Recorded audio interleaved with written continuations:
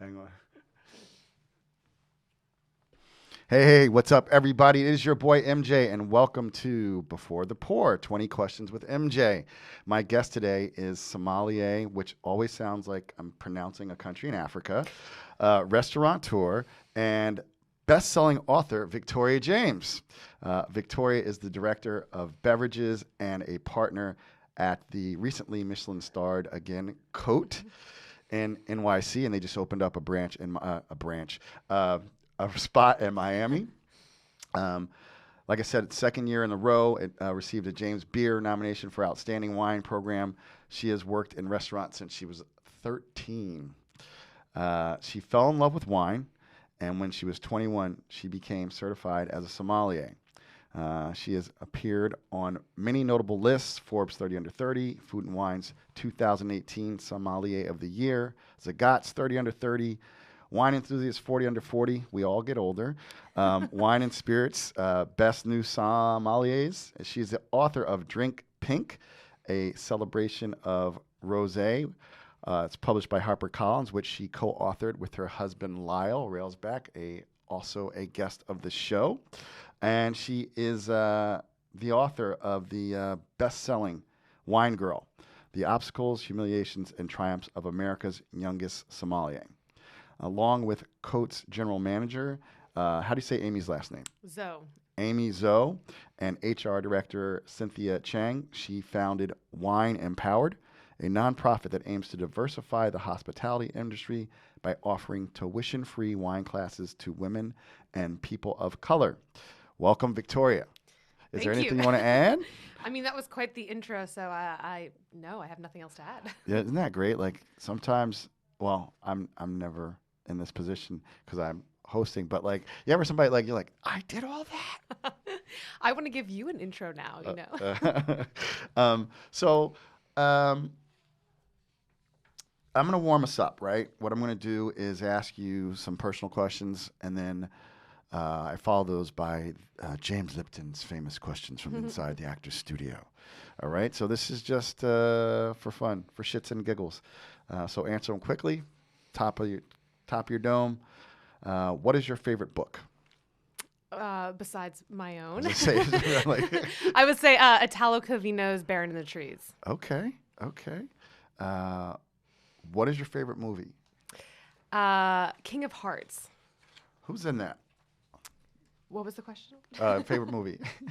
I don't know. It's an old French movie from the 40s. It's supposed to be this dramedy. I don't know the actors. It sounded like I should know it, but now I know why I don't know it.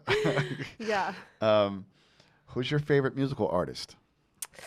I don't know if I have a favorite. That's actually a hard question. It's like a favorite wine, you know? I'm not sure if I can choose. Okay, fair enough. What is your favorite food? You know, death row, last meal. I love eggs. I think eggs are the perfect food. Oh my God. Eggs are really good. They really are. Some soft cooked eggs. So good. Oh, so good. Who's your favorite athlete? I don't know anything about sports, so this is probably not the right person, but I will say we have a lot of really great basketball players that come and support COTE every week, so I'll shout out to all of the amazing NBA wine drinkers. Okay. That's why I can't get a reservation. Who was your favorite cartoon character? What was your favorite cartoon as a child? I loved Bugs Bunny, Daffy Duck, the whole gang, Porky Pig. Looney Tunes, the whole Looney Tunes. Yeah, Team Looney Tunes. What was your favorite cereal to eat whilst watching those cartoons? I actually really loved cereal growing up quite a bit, addictively so. I would mix like 7 different boxes together. So it was more of like a sludge of 7 different types. The base probably always being like Captain Crunch or Fruity Pebbles. Oh my God. It makes sense you went into wine. You just wanted a mixologist, you were doing your thing. What is your current exercise routine? Working the floor at COTE Korean Steakhouse 5-6 nights a week. Yeah, I would do it. Who is your favorite comedian? I don't also have an answer for this right off the tip of my tongue. But yeah, I don't know. No answer. Lots of great comedians out there. She's an equal opportunity laugher, everybody. Yeah. Who would you most like to have a bottle of wine with besides your husband? Who would I most like to have? I would love to have a bottle of wine with the Obamas. They love eating and drinking, and they haven't come yet to our restaurant. And I think that's the one couple I would probably fangirl. Nice. Very nice. Okay, now, Victoria, we're going to change the tenor of the questions.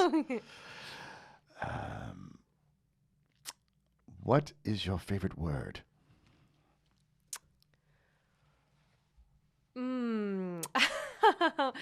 I don't know. Joy. I would say something's positive. Joy. Love it. What is your least favorite word? Anything negative. I hate that. Hate, maybe. Yeah. Okay. What turns you on? I would say I love when people are very confident and sure of themselves. Awesome. What turns you off?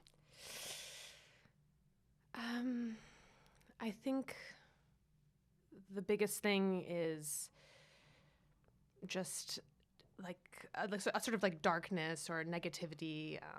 I really don't love. Yeah. What sound or noise do you love?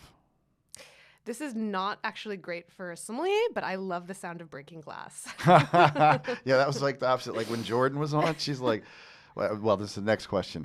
We'll go forward. What sound or noise do you hate? So I should hate the sound of breaking glass because it means, costs for the restaurant. I hate the sound of course, it's like this nails on the chalkboard sound. That's the worst.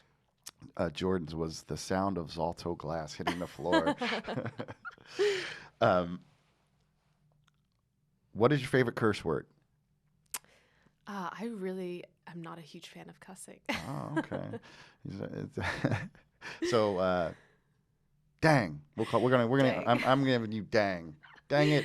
I mean, if someone else does it, it always sounds cool, and then I try to curse, and it just sounds really antiquated. So I stopped trying. That's so funny. Good for you. I fucking love cursing. See, it sounds good when you say it. What profession, other than your own, would you like to attempt? It'd be great if I could get into writing. I think you're doing okay there. You got a leg up. Yeah, we'll see. What profession would you not like to do?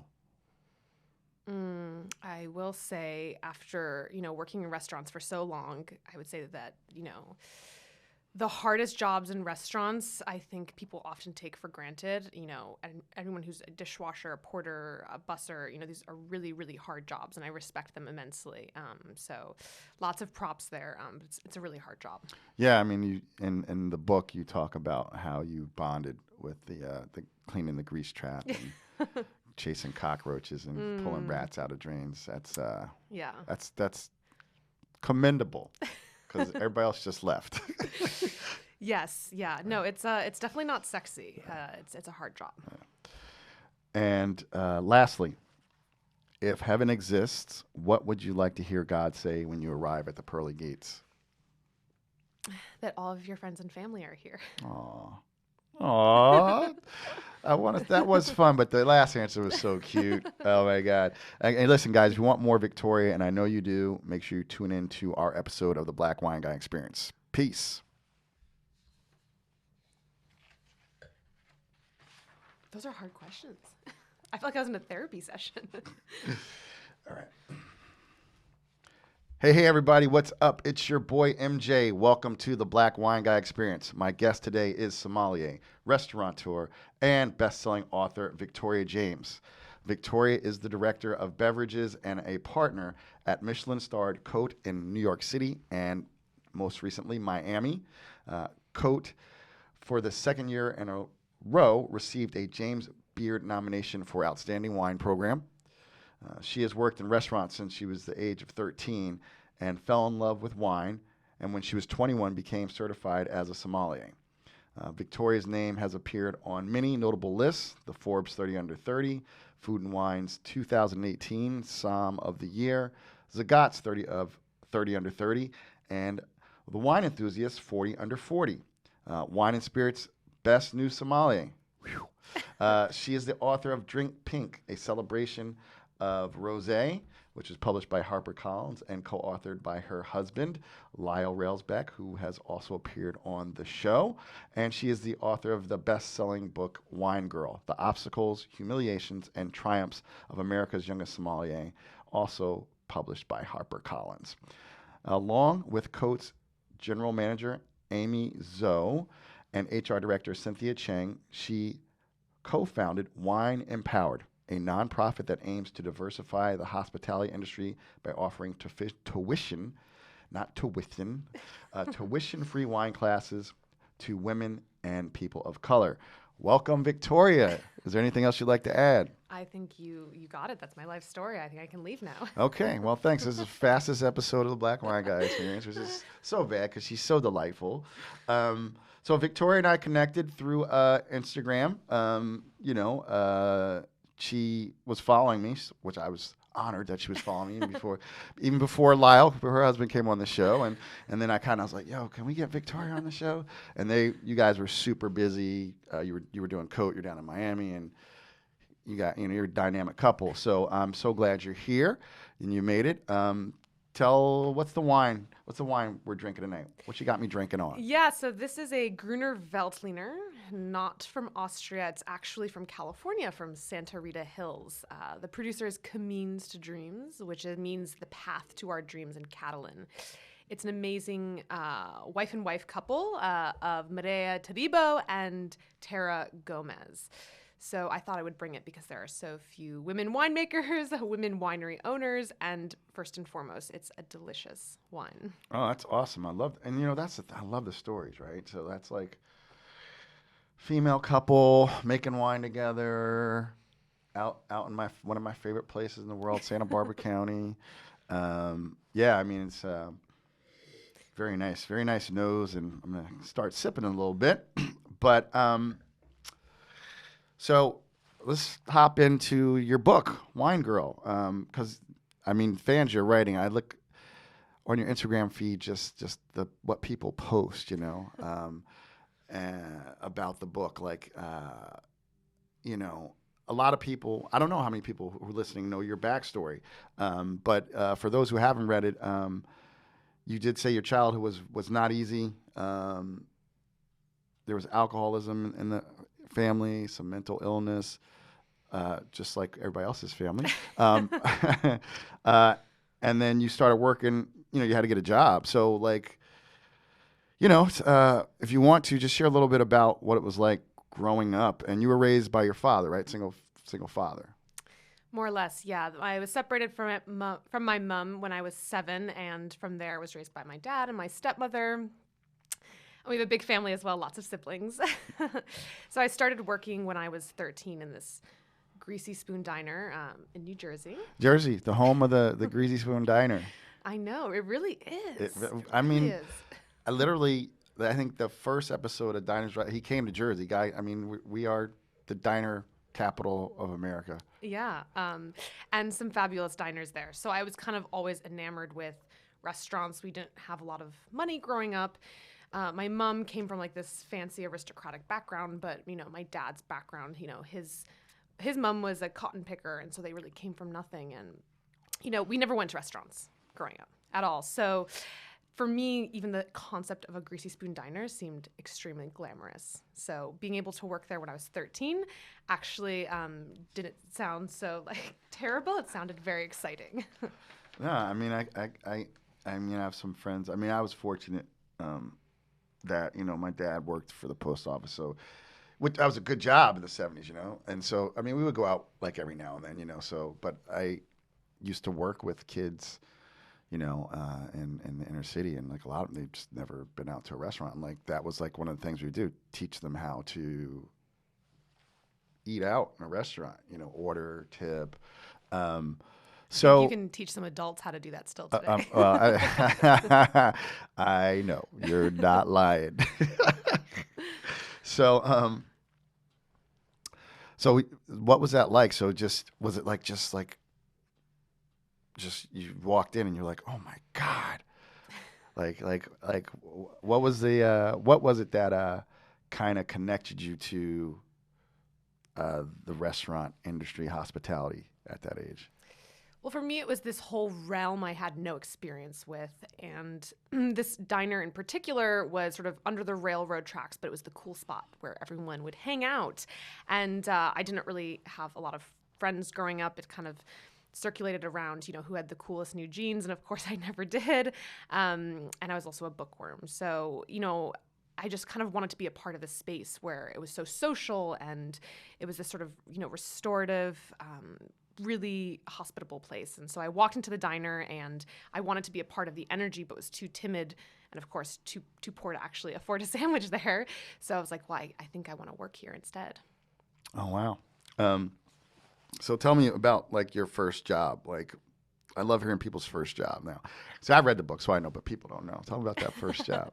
Yeah, so I think this is why Lyle and I connected so well as well. My husband, because his first job was at McDonald's, or I think it was a beekeeper or something like that. And, mine was at this Greasy Spoon Diner, which was not very glamorous. There was rotting food.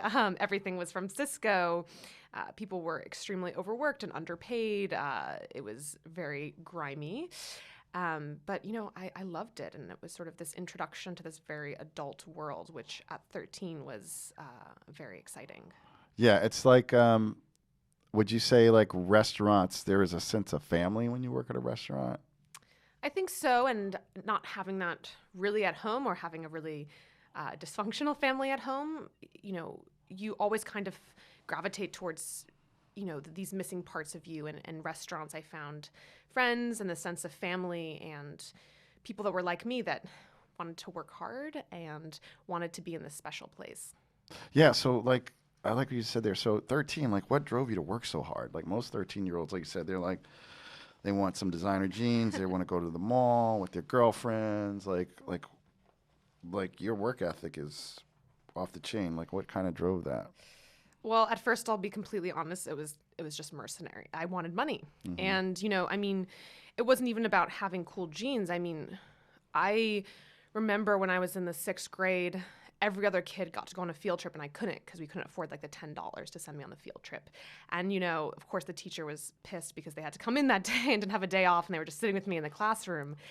And, I just wanted access to things that everyone else seemed to have access to. And so I thought, what better way to do that than to get a job? Yeah. Wow. That's wow.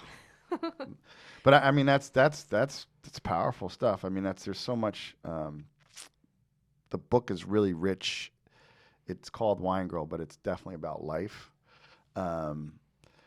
So where'd you go from after that first Greasy Spoon? What was your next restaurant job? So we moved to another town in New Jersey called Metuchen, which is near Edison, near Rutgers University. And of course, I gravitated towards another diner. This one was not under the railroad tracks in New Jersey, but it was on the highway. So it was where, truckers would stop off. It was open 24 hours, which in itself is exhilarating as a concept.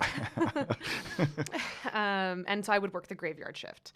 I would work 4 p.m. to 2 a.m., sometimes 4 a.m., and then, spend a few hours sleeping and then go to school. Oh, my wife's a social worker. That's a CPS move. Yes. How are you working? No, looking back at it, and like talking to our HR director now, COTE, I'm like, how did they allow me to do this? Like, it's just crazy. But this was also, restaurants in the 90s and early aughts were just, very Bourdainish. It was no man's land. You could do whatever you wanted. That's crazy. That's like, I'm just like, who does that? Who works? What teenager works at and then goes to school? Like, you still went to school too. Like, I know kids who would work, but then they wouldn't come to school. Like, that's wow. So lost my thought because I was just picturing you. So you're working at the 24-hour diner, right? Greasy Spoon. What same thing, just waiting tables, or did you have any like managerial responsibilities? Like what like did you start? Definitely not. I mean, I was a complete mess at the time, probably because I was operating on like 3 hours of sleep a night and permanently smelled like French fries.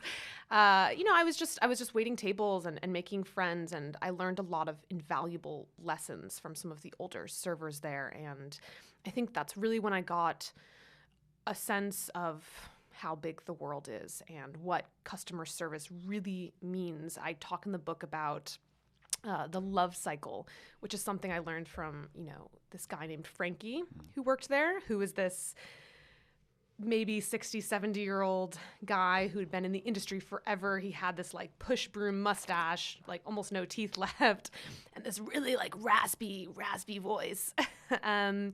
And he showed me how to love guests, even the ones that, are the most difficult to love, and why that's so important. Oh, wow. Wait, Greasy Spoon Diner, he taught you, he loved on his customers? I think I mentioned this in the book, and I don't know if it's exactly the verbiage I use, but I think sometimes, the more honest the job, the more honest the people. Wow. And service really keeps one humble if you allow yourself to remain in that state of humility throughout service. And that's why I still work the floor at COTE, every, 5 days a week, if not 6, because there's a purity to service, I think. And, even in a greasy spoon, you can learn these life lessons. Lessons are everywhere. I love that. So when was like when did you graduate from the diner circuit into, something more akin to like the world you've been living in and that you are now an owner in? I think that was when I went to college. So growing up in New Jersey, of course, I always pined for the big city across the river, and I didn't know what I wanted to do, but I knew I wanted to be in New York City. So I got a scholarship to Fordham University and started studying psychology. Of course, needed to still pay for like the other $50,000 that wasn't covered by the scholarship. And so I started bartending at a small spot on Restaurant Row, which is still there, called Latanzi. Mm-hmm. And Restaurant Row is 46th Street in the theater district. So but at the time especially, it seemed very, very fancy to me. And I knew nothing about bartending, definitely nothing about wine or spirits, which became quickly apparent. And I realized I needed to learn. So I found this dusty copy of Wine for Dummies behind the bar. That's a favorite book of mine. It's a good one. Yeah. It's a classic for a reason. And I thought, well, this is perfect. I'm a dummy and I need to know about wine. And, I was pretty surprised actually, because I love just absorbing information in books. But reading about wine is quite dry. But, I finished the book in like a couple days, and I got then the Wine Bible. And then I started reading more region-specific books. And after about a semester, I realized I wasn't studying psychology. I was just reading wine books. So I deferred for a semester / permanently dropped out of college to become a sommelier. And, I go into more detail in the book about what that process was like and how one becomes one at 21 and then goes on to work at a Michelin star restaurant and then 2 Michelin star and then, become a wine director and such. But that was the slippery slope, MJ. Oh, my God. Dropped out of Fordham to become the youngest som. You were the youngest som at the time, right? Are you still as whenever? I'm old now. I'm like 30. Yeah, I know you're so old. So what was that like? Like, what was that process like? You went from wine to dummies to the youngest certified som. Like, I know these are wine as a wine pub. People want wine stories. They want wine stories. Yeah. Well, it was certainly quite challenging. Obviously, especially then there were not young females in the business, and I was not very welcome. But it's also studying for these it's quite insular. You're by yourself reading most of the time. I joined a school and a tasting group to learn more about wine, and that was enlightening, if not traumatic at times. And there are a lot of bad people in the wine world, and so it was certainly not without its challenges. And then I remember when I became a sommelier when I was 21, I had just taken the certified exam. It was also at the same time as Sommelier and Aureole, which was at the time a Michelin-starred restaurant here right in Bryant Park. And I remember I took the exam, I passed it, I was so excited and elated. And then, when something really exciting happens to you, the first thing is, who am I going to tell, right? Mm-hmm. And I had no one to tell because I had no friends. I was just working 80 plus hours a week. I was studying. I was part of this old boys club and, or I wasn't a part of it. I wanted to be, and they didn't quite want me. So I remember walking around the city and trying to call my little sister and tell her. But, it was a really lonely, lonely time, I think. Wow. That's powerful. So I read a review for Wine Girl. Actually, my producer did. I actually read Wine Girl. No, I didn't read the reviews. No, but it talks about you had some gentlemen come in and order a bottle of white Burgundy for lunch, and for people out there like who don't understand, who don't believe, like.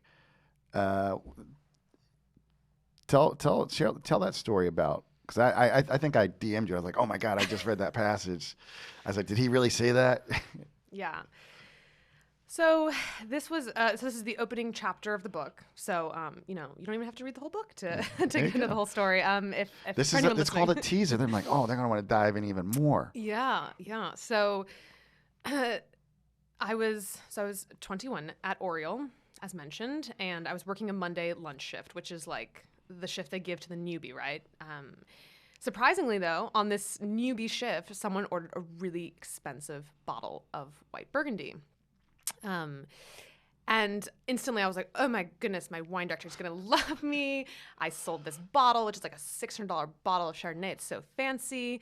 And so I excitedly present it to this guest, and it's, a group of course, slick-haired men in the corner giving me their beady eyes. They approve the bottle. I go to open it, and it's amazing. It's incredible. It was one of the first times I'd ever had Grand Cru white Burgundy, but of course, as a sommelier, I knew if a wine was corked or not, right? Mm-hmm. Present the bottle. They taste it. They say it's corked, and it's terrible.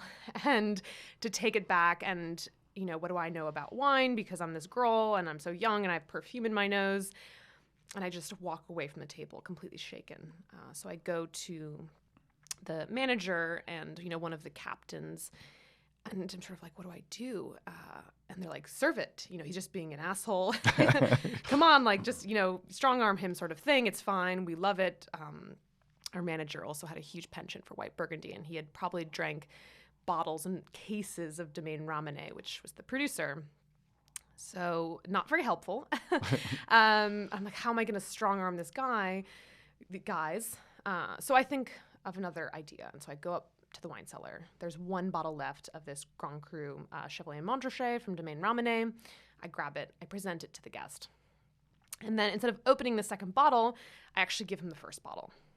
And he loves it. And he says, it's great. And thank you for opening this new bottle because, the first one was so terrible and I don't know what I'm talking about. And he just reams me out in front of his guests. Of course, he doesn't know that I did the bait and switch, which I haven't done since, but worth at the time. And then he goes on to not only offend me and every woman on the planet Earth, but he essentially, they're just terrible humans. Then he says something terrible, which actually, if you read the book, it's different than what I say on my audiobook. Okay. Because I didn't feel comfortable saying it. That's right. I know that. I know why now. But he says, and I'll say what I say in my audiobook, he said, well, at least she's white. Yeah. And, he uses a racial slur that's different that I write in the book. And I think that when my editor first read this, they were like, there's no way that's true. Right. This was before Black Lives Matter. This was before people were even having conversations about race, even really about misogyny in the wine world. So it's hard to believe, but it happens every day in restaurants. Oh, yeah. Oh, well. I kind of know that. I'm sure.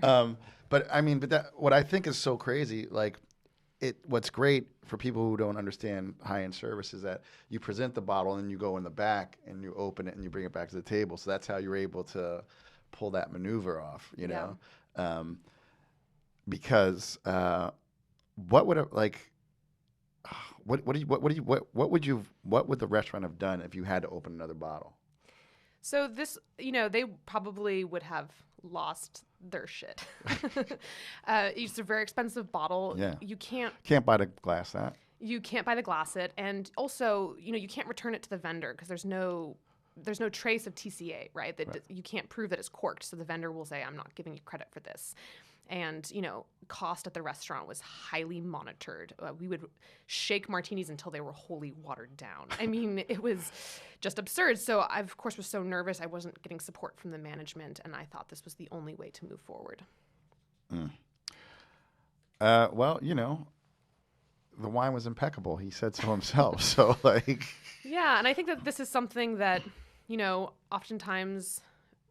women or people who are underestimated feel that they have to come up with these solutions on the spot, and oftentimes, they're made to feel like they're the smallest person in the room, but they have to make the decision for the bigger picture. Yeah. Wow. So I also read a review that described your story in Wine Girl as a love story, and how dedication to one's craft can serve as a lifeline. How do you feel when you read something like that? Do you feel a lot of truth in that? I mean, so it's funny, when I came out with the book, there were two different types of reviews or feedback. I think people loved either, one, they loved the fact that it was this love story to hospitality, or two, maybe if you were in the literary world, you were hoping that it would like have some Dickensian ending where I would like die of syphilis alone, sort of thing. That's the literary world. So, I think some people thought like, oh, it's so saccharine at the end. She gets married in this, castle, and hospitality saves her in the world. And it's a little much, and maybe, but I think that it was really important for me when writing this book that it wasn't really about my story, even though I suppose obviously it is. It's really about the world of hospitality and anyone who feels marginalized in it, and to give them hope and purpose, and to show, the real restorative power that hospitality can have. Yeah. Wow. I also read somewhere, it was someone likened it to a kitchen confidential of wine. I mean, that's good company, right? I mean, Tony, like, how does that, because it's, when you like, you're like on the world stage now, like, how do you, I love your humility, but like when people write something like that, how does it make you feel? Can I tell you a funny story? Yes, please. Okay. We love funny stories. I love it. So, I suppose maybe the reason they said that, or one of the reasons, is the editor of the book, who's Daniel Halpern. And Daniel Halpern is Anthony Bourdain's editor, and he's sort of a legend within the wine and food world. And so when I was writing this book, over the course of 5 years, I thought, well, wouldn't it be great if I landed at Ecco with Anthony Bourdain's editor? Big dreams, right? So it just so happens when we first opened COTE, and I write about this in the book, Adam Platt comes in, who's the restaurant reviewer for New York Magazine, and an incredible gentleman. And he comes in with Daniel Halpern, who is Anthony Bourdain's editor. And of course, I'm super nervous because not only are we going to get reviewed by New York Magazine, COTE has just opened, everything's writing on this, and he's coming in with like my dream editor. No pressure. So I go over to the table and offer them some wine. And I don't think Daniel will mind me saying this, but Daniel looks at the list and goes, "There's nothing I want to drink here." Oh, man. And it's like a gut punch. Like, oh my God, my hero just looked at the wine list and said, like, no thanks, pass. And he was looking at the buy the glass list. And, we bottle everything in magnums specifically for us. So when we first opened, especially, we had no money. And so we had like 6 wines by the glass. And I said, well, not to worry. We have tons of other wines by the bottle. I'm happy to open anything for you and that we can drink it together. And he said, fine, let's see. I opened this bottle of wine for him. It was actually from the North Fork of Long Island. It was Macari Vineyards, their Bordeaux blend. And he loved it. I was like, oh my goodness, thank God, saved. And we kind of kept in touch. I dropped my card over email. He asked me like where he could buy the wine. And whenever he needed a reservation, I kind of, helped him out there as best as I could. And years passed by. And so when I finished the book, I was like, oh man, I wonder if I should send it to Daniel. But, the literary world is very, you have to go through the proper channels, right? So I sent it to my agent. And I said, okay, here's the manuscript. It's done. Would you mind, in addition to sending it to other publishers, to send it to Daniel? And she was like, okay, well, slow down. Like, Slow your roll. like, I'll send it to him, but, don't get your hopes up. And this was like a Friday afternoon. I was like, okay, of course. Yeah, I mean, he published Anthony Bourdain and like Patti Smith, like, of course. And so I go through my weekend and she said, I don't know if you know this about the process, but when you submit your manuscript, it takes a few months before you hear back from publishers. Monday morning, I get a call, and my agent said that Daniel loves the book, and he wants to preempt it, which means it doesn't even go to auction, which is another big deal. It doesn't even see other publishers. He wants to take it off right away. And I'm just completely floored. I'm like, wow, my dream editor wants to buy this book. And he read it in one weekend. Holy shit. So, I mean, I think also that goes to talk about the power of hospitality and the fact that, years earlier, I had just served him a bottle of wine that he had liked and those relationships. And, it, I suppose in some ways helped me get on his radar, and he's just the most incredible editor to work with. And,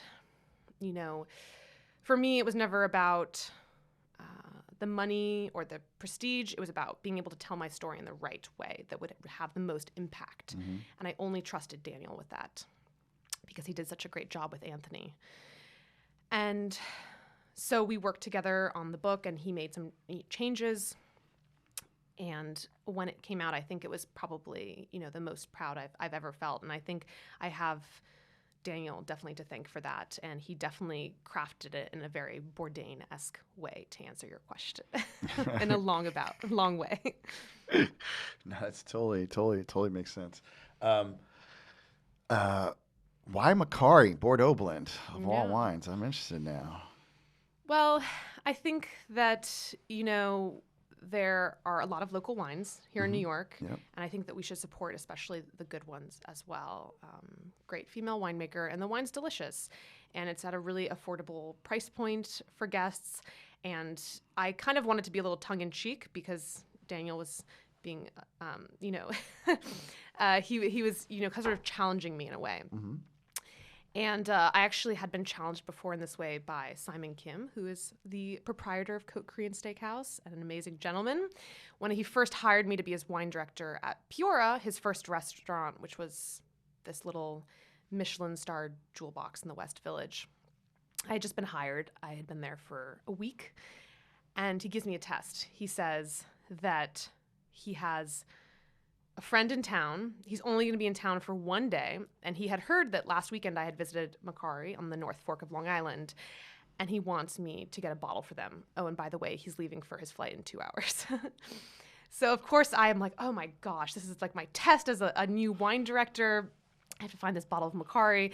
And so I called, my rep, vendors, different wine shops, the Macaris, and I made it happen. So it was on his flight back to Korea. But for me, it's always kind of my go-to wine if you want to show someone something that's unexpected from a local vintner. So I'm a little bit older than you, and when I was living in New York before I moved to California, like the Long Island wines they weren't that good. Yeah. I mean, so like you said, it was unexpected. What's their style? Like, is it right bank? Is it left bank? Like, what's kind of like their style? What's the signature style of this wine? Because most people, I don't know, like I'm gonna go something. I'm just so intrigued by that pull. So now I'm gonna have to find the wine. But tell me about it so I can go find it. Yeah, absolutely. Yeah, Well, I mean, I think you're right, MJ. I think a lot of the wines are still not great on Long Island. Unfortunately, they've succumbed to the easy golden handcuffs of tourism. I know that's people. I tell people, I'm like, I know, like people like, oh, I got friends who are like, oh, we have wine in Missouri. I'm like, you have wineries in Missouri, bro. I said, I know it's romantic. You got vines, but like that I agree. That's what it was like. But Macari, because this actually came up in another episode yesterday. I was sitting down with Marquita Levy, and she was Marquita. big. She's big up in Macari. So I was like, I need to ask some more questions. So yeah. Yeah, Mercari's great, Pomegranate, Lens. I mean, there's a lot of great producers out there, and I think that if you can support local, it's really wonderful. And the good guys should certainly be rewarded, and they're standouts for sure. So I mean, the climate's not too dissimilar from Bordeaux in a lot of ways. There's that maritime influence, the soil types as well. Merlot does really well there. I mean, I know Merlot has had a hard time the last few years, but it can be quite exceptional. And I've had I think 1995 Pomegranate Merlot from the North Fork, and it's saying like Old Bordeaux. So, wow. There's definitely some cool stuff that can be done there, and I hope more people will start doing so. Yeah. So as a California wine lover on, but like, are people picking riper out there now? Is something to do with climate change, or just the vines are more mature? Climate change is changing everything.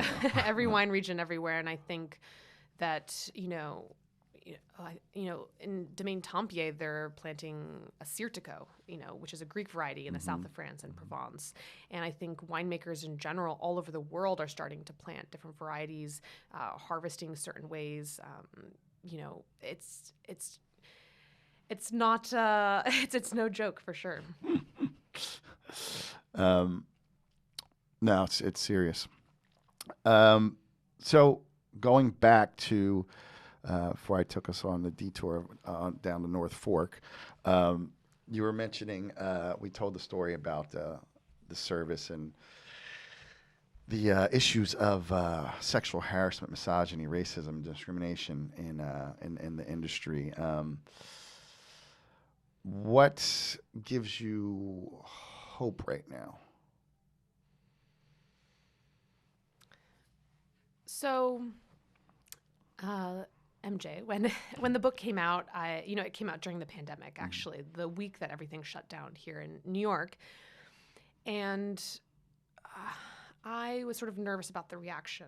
How would people respond to me essentially calling out blatant misogyny, harassment, racism, rapists. Like crazy shit goes down in this book. And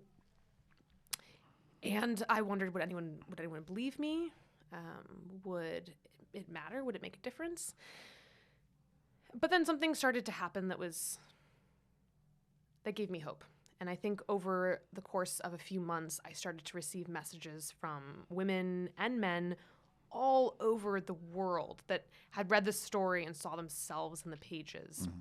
And so much so that it culminated in myself and a group of other very brave women coming forward in the New York Times to talk about the harassment that happened specifically at the Court of Master Sommeliers.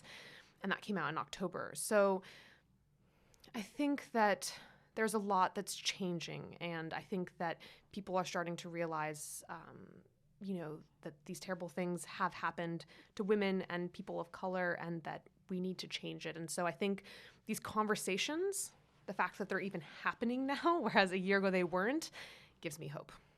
Very nice. I'm going to pause. We need to take a quick break, and we'll come back. And we're going to get into, we're going to delve deeper into your activism, I'm going to call it. All right, so we'll be right back. Okay, we're back. So, yeah, the New York Times article was huge. Tell me how Wine Empowered came into existence, how it came into being.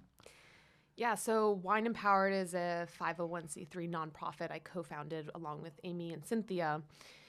We actually started this nonprofit in 2018, way before it was hip or cool to talk about, offering free wine education to women and persons of color. And like, who cares? Why is this important? Yeah, a friend of mine, Instagram friend, but he said something, and I think it happened after. He's like, watch out for Black Lives marketing. Right. Oh, no. So I mean, the fact that you said this was, you guys got to pick up the book. You read the book. I mean, she's very passionate and very raw. But like the fact that you started before, says a lot about you and who you are. So. Well, it's interesting. So we came together. We all work at the same restaurant, Amy, Cynthia, and I. And I had this idea actually while I was getting my hair cut, which I hate getting my hair cut because you can't do anything. You just sit there and for hours. And for me, who always likes to be on emails, that's torture. So anyway, I thought of this idea because we were offering already tuition-free wine classes at COTE to anyone who wanted to learn. And I thought that if someone got a little bit of wine education, maybe they would become a sommelier one day or they would sell more tableside. But something happened that I didn't expect. And what happened was it really empowered these individuals. It gave them this strength and this confidence. And I saw bussers become servers, become bartenders, become managers. And I realized that when you believe in someone and you give them this little bit of education, it can change their lives. And so I couldn't do it alone. And so I talked to Cynthia and Amy, and, they were down to help as well. We went through the crazy process of getting a 501c3, which I don't know if you're familiar with the nonprofit world, but it's insane. Essentially, the government doesn't want you to not pay taxes. So trying to be like, no, we're going to start this nonprofit where people are drinking wine. It's going to be great was a very hard That's sell. a hard sell. That's a tough sell. It was a hard sell. But we finally got it. We found lawyers that were willing to do it pro bono because we had done some wine tastings with them and they were really lovely. I had met them on the first book tour with Lyle, actually. So in 2018, we became incorporated as a 501c3, and we started the planning process for these classes in 2019. But in 2019, people still didn't think this was necessary. They were like, oh, no, we have plenty of women. Like, look, you're a woman in wine. Like, that's great. Like, I know I have one black friend. Like, it's great, And so I actually decided to write a piece that came out in Eater, New York, where I did the legwork and found the statistics. So I went to every Michelin-starred restaurant or called them or texted them and found out who their wine buyer was here in New York City. And at the time, pre-pandemic, there were over 80 Michelin-starred restaurants. Well, you can guess what the percentage of female wine buyers were, and of course, people of color. It's terrible. 0 were black. And I think it was 15% were women. And so I think that you can't really hide when you are presented with the facts. And a wine buyer position is even a step above being a sommelier. It's the people that really hold the power and influence the market. You got the money. You have the money. The money, yeah. You're voting with your dollars. Yep. And these are the people that decide what wines get on list. Do female winemakers get on the list? Do people of color get on the list? And also, who are hired for these wine programs? And it was a really hard article for a lot of people. There were a lot of fragile white male egos that were shattered. And a lot of these guys, I would get DMs and on Twitter and Instagram saying, no, but I'm not racist.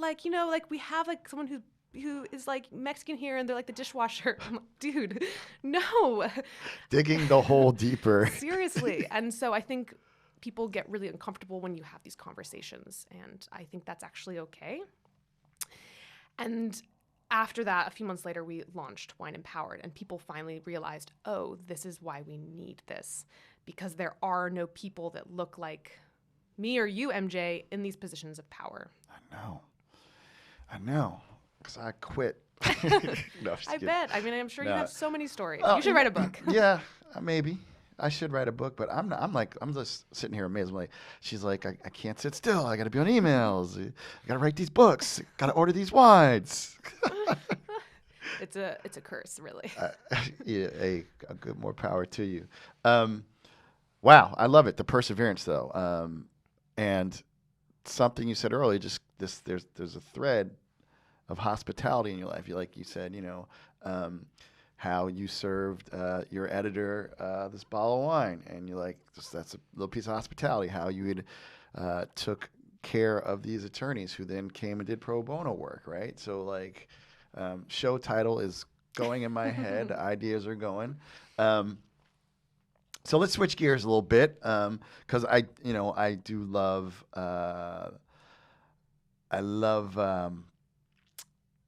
you being so open, but I know we can lighten it up for you guys a little bit here. So you recently wrote a book about rosé called Drink Pink, with illustrations by your Renaissance man of a husband, Lyle Railsback. How did that book come about? You guys at home drinking some rosé and so let's write a book? I mean, how did that come about? Oh, I'm surprised Lyle hasn't told you the story. It's a good one. Okay. So actually this happened, I was already writing Wine Girl, and I pitched this, idea. Actually, I'll start at the beginning, actually. So I was working at Pure as a wine director, Simon Kim's first restaurant, and I was doing a little bit of writing on the side. So I wanted to kind of get my name out there. I would write articles for free, anyone who wanted anything. And so I co-wrote this piece for New York Magazine about 21 rosés you have to drink for summer or something like that. Anyway, a literary agent came across the piece and was like, this is really great. I love your voice. No one has written a book yet on rosé, and you're a sommelier. Do you want to write a book on rosé? And I think anyone else would have been like, oh my gosh, this is like a book deal. This is great. But for me at the time, I was still early 20s. And as I talk about in the book, given the nickname The Wine Girl. So I thought the rosé girl would be a demotion maybe. And I didn't want to be pigeonholed. And yes, no one had written a book on rosé, but I didn't know if I should be the one to do so and who would care. So I went home, I talked to my then boyfriend, now husband, Lyle, and I said, yeah, this literary agent, pitched this idea to me. And I just don't really know if I want to do it, And I actually countered back to her. I said, hey, Allison, and she's amazing. I said, what, book on rosé, what about a book about the obstacles, humiliations, and triumphs of America's youngest sommelier? And it's filled with misogyny and everything. And she was like, no one. She's like, no one's going to read it. This is pre-Me Too, this is so she was like, yeah, I don't know. What about this rosé book? I was like, okay, that's kind of different. So I went home, I talked to Lyle. And he said, no, you should write a book on rosé. Yes, you are a woman in wine, but you're also a great sommelier, and you can write about rosé from a place of real care and, talk and highlight the growers that you love. So you should do it. So I went back convinced to my literary agent, and I said, okay, I'll write it. And she said, great. I want it to be really fun, though. I want it to have beautiful illustrations. Do you know anyone that you work with that is a good illustrator? And I was like, oh, my boyfriend, I guess, went to art school. I mean, who the fuck is this guy, Lyle Railsback? And she was like, oh, yeah, your boyfriend. I don't know. That sounds like a nightmare. No, I was like, no, it's going to be great. So I made him do a few spot illustrations just to show her. And she's like, these are actually quite charming. Yeah, he's on board. So I submitted a book proposal, and HarperCollins bought it right away. And so we had, I think, a really quick deadline because we sold it in the fall, and they want it to be out for, of course, rosé season, baby. It's rosé season. Rosé all day. Indeed, in 2017. So we had, I think, a month and a half to write it. And so for me, I compiled all of the research and had it done in 2 weeks. And Lyle's the opposite. I'm very type A, and this is why we work well together. He's like, we have a month and a half, so much time. So he had this time to do 100 illustrations, which is a lot. That's a lot. But he was like, no, it's going to be fine. And days passed by, weeks, and I was getting super anxious. I think he had done 10, maybe a dozen illustrations. And this is early in the relationship, so I don't know if you've ever worked on a high pressure project with a loved one. Nah. It's not for everyone. No. They often say don't work with your spouse. It's a very common divorce accelerator. Accelerate. Yeah, I mean, so I learned in retrospect I probably should have given him a fake deadline, but no, he actually crushes it. So he works, I learned, better under pressure, whereas I work better if I know I have like 3 weeks left. He finished them all in like the last week, and they were better than the ones he had done earlier in the month. We have this joke that there's this one illustration we both hate that made it in there. And it's like really big, and we're all like, whenever we see it, we just cringe. And it was one of the first ones he had done. So I learned a valuable lesson that, to trust him. And so the book came out, and we organized this great book tour, and it ended up turning into an engagement tour because he proposed to me on the tour. And it was really lovely to be able to do this project together and to speak some soul into the then vapid world of rosé. Yeah, so let's talk about the vapid world of rosé, because I read a piece online you wrote, it appeared in Vice, about the dark history of rosé. What was that about? Yeah, I mean, I think, people think rosé is all puppies and flowers, which it can be.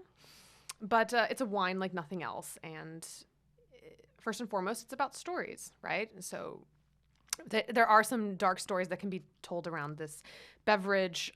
It was the first wine ever before white and red, actually. And I tell this a few different stories, for example, about Schulcher, which comes from the south of Austria, made from this grape called Rabiat Pearl, which is called the rabid pearl. And essentially, people were wondering why all of these animals would drink, or rather why they would eat these grapes, and they would just go absolutely rabid. And it was because, of course, they were fermenting. They're fermenting, yeah. And it was wine and such. And that was sort of the lightest tale I told, but it gets darker from there. Oh, my goodness. Oh, my God. I'm going to have to, when this is over, she's very, very good. Yeah, I have to, here's more. But, yeah, and then also I like just the piece about, a lot of rosé was just mix a little red with some white wine, Rosé. Yeah, it's rosé. So you're going for the color. So you're on this book tour, and it turns into a proposal tour. How did he propose? Yeah, so Lyle is such a Renaissance man, as you mentioned. He can do all things. So it was the first stop on the West Coast leg of our book tour. We're in Orcas Island off the coast of Washington, and we were doing this event that was supposed to be an homage to Lulu Peyraud of Domaine Tempier in Bandol in Provence. So it was a bouillabaisse dinner, which is this incredible, of course, fish stew, as you know, and it's delicious with rosé. So it was at this cafe called Roses.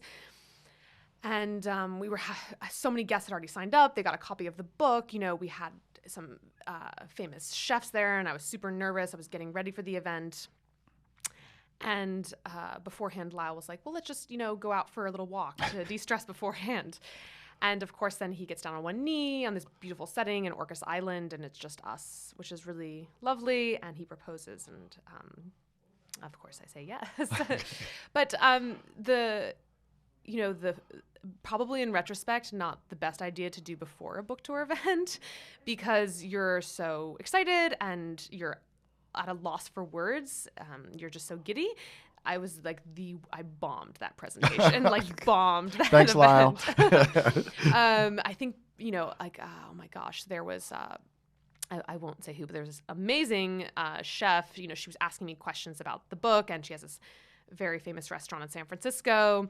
And I was just a complete, bimbo. She was like, so why did you write this book on rosé? I was like, I don't know. I love wine. It was just, I had nothing to say. So, bombed that event. She was like, see that ring? That's fine.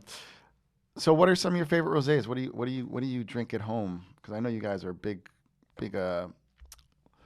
fans of, because his work with Kermit, just wines that really go with food. What rosés do you like to quaff?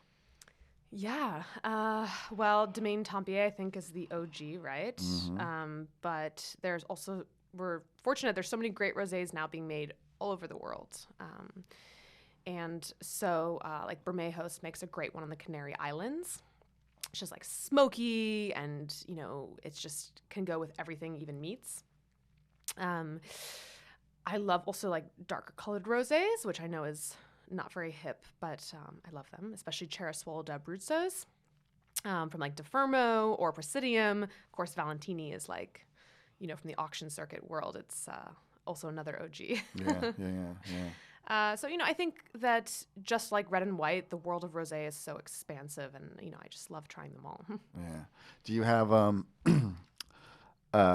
you named so many different ones, but do you have a preference? Like, do you like it to be like Rhone grapes, or are you just like, just if the shit is good, fill up my glass and have this salad niçoise and, Yeah. I mean, I think that you kind of captured it there with talking about the food. For me, it's always about what am I eating first. And oftentimes I'll like honor that what grows together goes together. And Lyle is like very intense about this. When I first started dating him, he'd be like, "Are you coming home from work? I'll make you dinner." And I thought like, I don't know, like mac and cheese or like something heated up in the microwave. I would come home and it'd be like this 4-course dinner, where it was, he's like, "We're going to have Ligurian cuisine tonight, and it's going to be torta di verdure with 3 different types of rosé di dolce agua. And these are Taggiasca olives from Punta Crena in Liguria." And just very like, very goes together, and honoring, these centuries of tradition and these regional cuisines. So every time, and he's obviously the chef in the household, every time we make anything, it's usually a historical traditional dish. And when I say we make it, he makes it, and I help chop the vegetables. And, then we try to research, like, what are they drinking in this place at this time? Mm-hmm. That's so cool.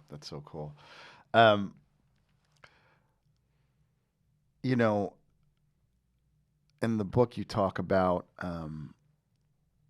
falling in love with him, and when you just mentioned how he cooked these 4-course meals.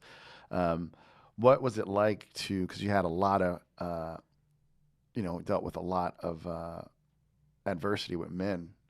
How was it, what was it like to find someone that, that you could trust, and I mean, it looks like he just loves you and just is just, what's that like to have that safety net? Like he also is probably like a ninja, like, you know what I mean?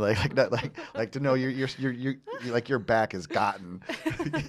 Yeah, he is definitely a ninja. No, I love him so much. But when I first met him, I, as you mentioned, had faced a lot of adversity with men and did not trust him or any man for that example.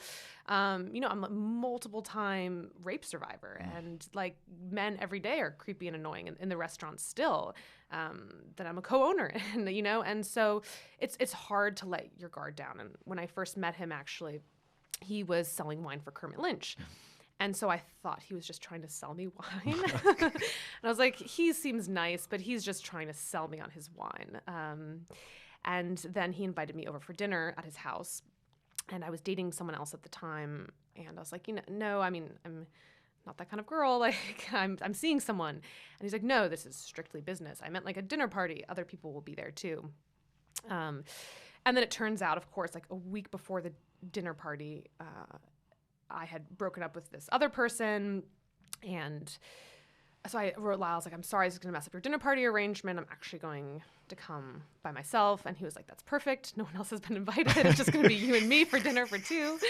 And, there's something about the way Lyle does something that if any other guy had said that, I would have been like, all right, well, creeper. Yeah, I'm not going to your apartment in like Bed-Stuy in the middle of nowhere.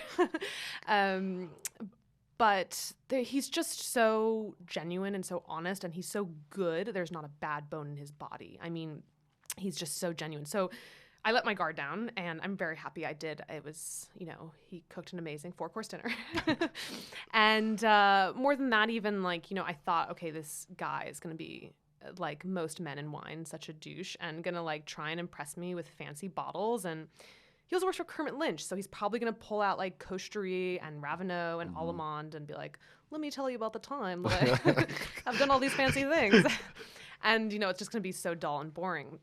But it's the opposite. So he actually pulled out wines that I had never heard of that were like $12 a bottle. And he talked about why he loved them and why they were great.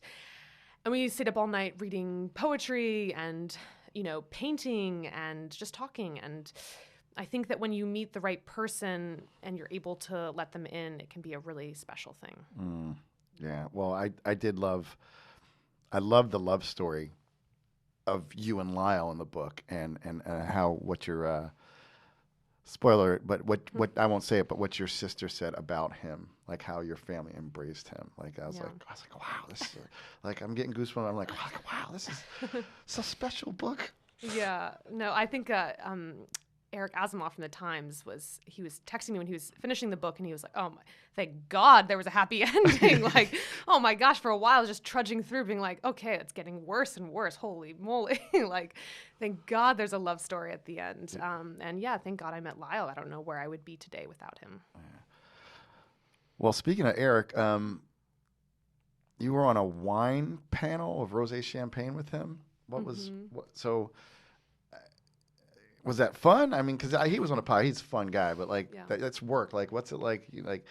Do you ever say to yourself, you're just a girl from Jersey, and then like you're just like sitting with all these?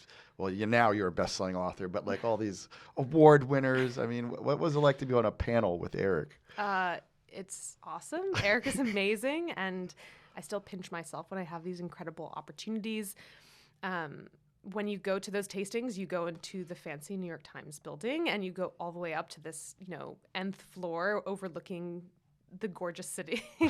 And you're there with these pristine glasses all filled, pre-filled with wine. And it's also with Florence Fabricon, who I love as well. And there's a lunch provided, which I always love a free lunch. And it's so lovely. And Eric and Florence both have such a great way of thinking about wine and drinking, and it's really refreshing to hear how they think about wine and how they taste, because it's something that has stood the test of time, and there's so many trends that go in and out of fashion, and I think that they're just some of the best people in the world. Yeah. So let's talk about COTE. How that opportunity happened, that you are a partner. It's crazy, right?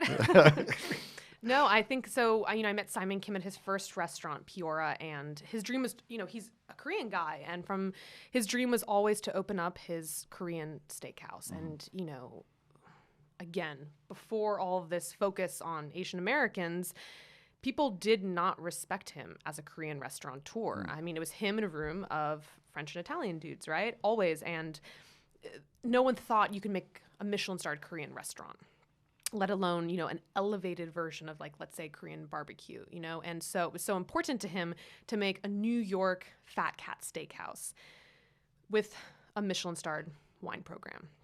And he invited me, Chef David, Tom Brown, Amy, Wesley, SK to be his partners in this.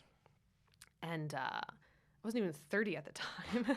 I was, 27 years old and given this opportunity to be a partner at a restaurant group. And he's just the most generous man. But I think when he asked, I was like, are you serious? Are you sure that's a good idea? But no, it's just been an incredible journey, and it's humbling every day. Well, tell me about putting together the wine list there, because it is a steakhouse. It's a steakhouse disguised as a Korean restaurant, and a Korean restaurant disguised as a steakhouse. But New York, you think steaks, you think Silver Oak, Opus One, you think all the big. So how did you approach this? A wine list of you pairing so much with beef. Yes, beef is king at COTE. Yeah. For sure. So I think that, Simon and I wanted to take a non-traditional approach to the wine list. We wanted to have the classics, the blue chips, of course. We want people to come in and feel comfortable. But we wanted to also sing to like a lot of, the marginalized regions and people that don't get to see those classic New York City wine lists.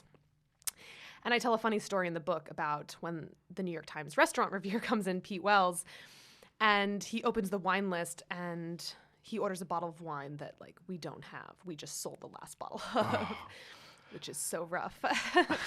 And he's looking through the list, and I have other stories about him in the book, and I think he's actually quite good at his job. And it's a hard job. And, I was so nervous. I was like, oh my gosh, what's he going to think about our wine list? He is going to rip it apart because it is so different. And actually the opposite. He's saying its praises in a review, which he really does for wine lists. He barely will even mention the wine program. So the fact that he did and had nice things to say about it was really incredible. And then from there, as soon as one trendsetter says it, everyone follows suit. So it sort of gave my program credence, which, for better or for worse, is important. I think as a young woman, no one takes you seriously until you get that backing from one of those OGs. Mm-hmm, mm-hmm. So, and also, you mentioned this earlier, you bottle everything in magnums. Yeah. How did you work that out? So again, this was, Simon and I, we get together and we always have these crazy ideas. And this is one of those crazy ideas. And it's why I love him as well. As a restaurateur, I've worked historically for people that, I love coming up with these crazy ideas, and they're always like, no. But Simon's the opposite. I mean, sometimes, he's actually too supportive, where he's like, great, do it. And then I do it, and it's like a disaster. But so we came up with this idea of like, hey, wine tastes better in magnums. It's a fact, right? There's less oxidation. It stays fresher for longer. Why aren't more people pouring wines by the glass out of magnums? You were seeing a little bit of it. I mean, Mike Madrigal was probably the most famous example at Bar Boulud. He would open a special magnum once a week or so and, serve it, usually a rare bottling. But no one else was really doing it. Joe Campanelli did a little bit in Brooklyn. And so I investigated further. Well, there's a reason no one does it. It's really hard. First of all, quantity-wise, it doesn't exist. So I thought, no problem. I'll just go to the wineries directly and ask them to bottle it, which also turned out to be a whole thing. But I think the more challenging things are, the more I wanted to do them. And it's still to this day, 4 years later, not without its challenges. I think we finally now found our rhythm, and we have lots of growers that are always willing to bottle things for us, specifically in Magnum for COTE. So it's sort of our way of telling the guests we care about them and we love them, and that our By the Glass program is literally one of the best in the city, because even if you try these wines elsewhere, they'll taste better at COTE because they're from magnums. So I want to say, yeah, you're not, you're doing a little switcheroo. It's just pouring a bunch of Barefoot and Yellowtail, because obviously we know wine tastes better in magnums. But the producers, how did you get produced? So because, there's system. New Jersey plays a 3-tiered system. So how do you get, do you guys have an import vein? Like, how are you getting these direct? Because when you'd have to have the magnums and you have to go through the distributor, and the distributor's like, oh, I'll just sell them to anybody. Like, how did you? Because this is for wine, this is fascinating stuff. Yeah, I think the 3-tier system can be very confusing, and for new wine buyers, I learned a lot just from dating Lyle and seeing what he dealt with on his side. And I realized there's actually a lot of room for negotiation and special projects that a lot of wine buyers don't take advantage of with their importers and distributors, because they just don't know. And they don't know that they can really sort of push the limits. So I kind of made a wish list of what I would want, and I discussed it with these different distributors and importers, and they talked to the wineries. 90% of them said pass, but we only needed that 10% to begin. And once the growers realized, hey, they're paying their bills, and now, oh, it's a Michelin-starred restaurant. Yeah, now everybody's like, oh, what about some magnums for you, Victoria? Yeah, now everything's different, but at the beginning it was very rough. So, how did you guys make it through last year at COTE? Oof. Yeah, this was the hardest year ever. It was I mean, we could talk about this just for a whole hour by itself. It was incredibly challenging. At COTE, we were unique in that we were one of the only restaurants in all of New York City that stayed open the entire time. The entire time. And Simon, going back to how generous he is, he kept the line level employees. He continued to pay them out of his own pocket for a month, even though they were technically furloughed. And then management team, he kept all of us on. And so that we could have a paycheck, and we hustled for that. It was myself and the other partners working delivery, which is which is very stressful.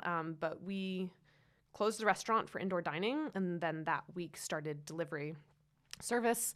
We started nationwide shipping. We started then doing outdoor dining, then eventually into indoor dining. And I think that because we were so resilient the whole time, that it really gave us a leg up. Now when everyone's reopening, we've already been doing this for 6 months. And it just made the team even stronger, but it wasn't without its challenges. I mean, some crazy, crazy stuff happened. And speaking of crazy, so how do you how do you begin opening a restaurant inside of a pandemic? So you did COTE Miami. So like, I know it's insane. So I think that, COTE Miami was planned pre-pandemic, even. And there was this opportunity when the pandemic really hit that Simon could have gotten out of the project. And he was like, should he? Everyone was closing. No one was thinking about opening. But he pushed through and he thought, no, this is going to be a good idea. I trust the team. I trust this project. So we moved forward with opening it. And we opened up in a pandemic, which is crazy. And it was a huge success. So I think that all of us, Simon's crazy ideas are usually great ideas. What's that Apple ad about the crazy ones? Yeah. The misfits. Yeah. I mean, here's to them. All right. Totally. So what's going on with the reopening? Like you said, you've been open. Like you said, we've been doing this for 6 months. What are you seeing? Like, how are your patrons, your guests feeling to come back in and see you and get their wine from Magnums? What was like that first service back like? Yeah, I mean, it truly was quite joyful. I think that during the pandemic, where there were so many hard times, I mean, we would come to work and pass by, those frozen body trucks where there were like dead bodies, and we were delivering food, and then we would get it from both sides. People would say, why are you open? It's like irresponsible for you to be open. Well, what's the alternative? Like, no one's helping us. And then, we would send food to someone and it wasn't perfect and they would want a refund. And it was such a challenge financially, emotionally. It was a toll. All of us worked 7 days a week. It was exhausting. And there was almost no light at the end of the tunnel. At times, it was really dark, like very dark. And but when we were able to welcome those first guests back, it was just the most joyful thing. You take for granted service in general and being able to serve someone, and you forget that people think, oh, when I go out to dinner, I have a great time and it's restorative, but you forget as the service person also the benefit you receive by serving others and how that helps heal you and helps give you, helps you find yourself and gives you a sense of purpose. Wow. I think Muhammad Ali once said, service is the rent you pay to be on earth. Yeah. So with all this stuff going on, books and book tours and living the New York, Miami life, what excites you about wine and hospitality right now? I think that New York especially, had a very hard year, but we're coming back. And now more so than ever before, it feels like the roaring 20s. People are excited to live again, excited to hug each other, to share these bottles of wine and these special moments. And it's just really a joy to be able to see that, but also more so than ever before, to be able to provide that place, not just for our guests, but for our employees. They've had a really hard year as well. A lot of them financially didn't have stability. Their family members, they lost friends, loved ones. And to be able to provide this safe place for them, I think is probably the most rewarding. Mm-hmm. So we've been talking about food, wine, life, and your love of it all. What wine? Is there a wine? Is there a wine that is just symbolic of your life with your husband, Lyle? The first wine we ever drank together, I often think of, and we also served at our wedding as well. Out of Magnums? Of course. So it was on our first date. Again, like I said, I thought he was going to surprise me with these fancy wines, but he pulls out a bottle of Domaine de la Tourvière from Collioure, which is like where the Pyrenees Mountains fall into the Mediterranean Sea in the south of France. This small little fishing village. No one's ever really heard of it. Even in wine, people haven't really heard of Collioure. So it's a simple table red, and it's delicious. And it was, we drank a Magnum on our first date, which also... What is that? What grape is that? So, they make a few different wines, but it's usually like the classic Languedoc blend or Roussillon blend of like Grenache based and Carignan and such. And then, that was our first trip we took together, was to there as well. And then we got married, we had the winemakers come and they had their wine. And so it's just, for me, it feels so full circle. And it's why I love Lyle, is that this appreciation for the simple things. Like, there can be just as much joy in a $20 bottle as there can be in a $2,000 bottle, sometimes more. And that's the beauty of wine. I think the world of wine is so expansive, and there's so much to learn. And for someone like myself and Lyle, who are always very curious, it's like this, it can be this wonderful place. Wow. I think that's a good place to end the conversation. Victoria, thank you so much for coming. You have a busy schedule, you have a busy life, but I really appreciate you coming, sit down, getting to ask you some questions, learn more about you.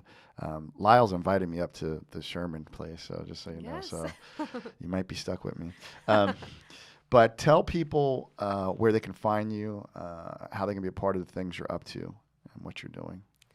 Sure. You can follow me on Instagram at Victoria__James, or on Twitter at Get Your Grape On. Get Your Grape On. And do you have any social media accounts for Wine Empowered? Of course. It's at Wine Empowered on Instagram. Awesome. Oh, my God. Victoria James, thank you so much. And you guys, I hope you... had much, when you listen to this, I hope you really get the heart of this woman and all the wonderful things she's doing and her passion for service, for hospitality. So my peoples, until the next time, cheers to the Mavericks, the philosophers and deep thinkers, which you and Lyle definitely fall in the category. And, of course, to all you wine drinkers, it's MJ. And until next time, peace.